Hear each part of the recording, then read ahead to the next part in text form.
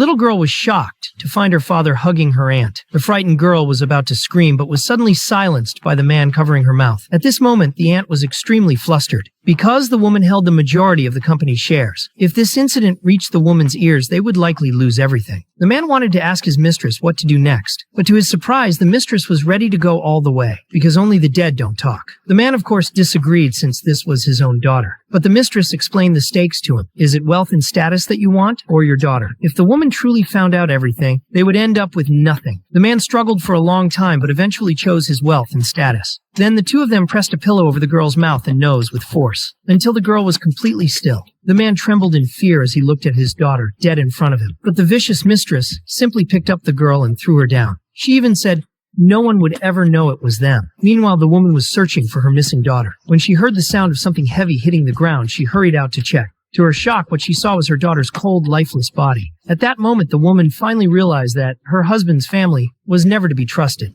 The woman had once been an outstanding student who studied abroad, but she gave up her career to take care of her family, becoming a full-time housewife. One day, she spent 30 yen at a street stall to buy her daughter a dress. She never expected that upon returning home, her mother-in-law would beat her, just because her mother-in-law had set a rule that every expenditure had to be reported to her. The woman pleaded continuously under the ruler's beating from her mother-in-law. Luckily, her husband arrived in time, but he saw that the woman was bleeding profusely from her abdomen, so the man hurriedly took her to the hospital.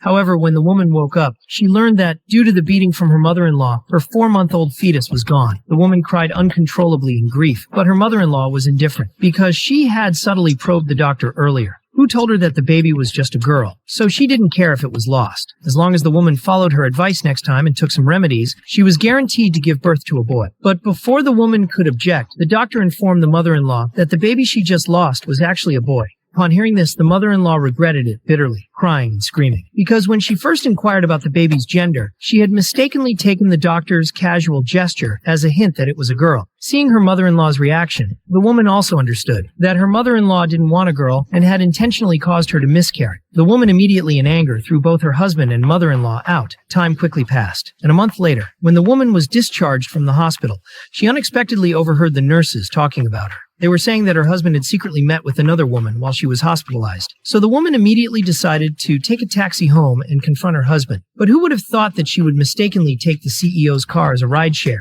The CEO, who had seen many women trying to seduce him, had never encountered one who directly wanted to get into his car. However, the woman didn't realize this and asked the CEO to scoot over to make room for her. The CEO found this cute and was amused, so he obediently moved over and let the woman into the car.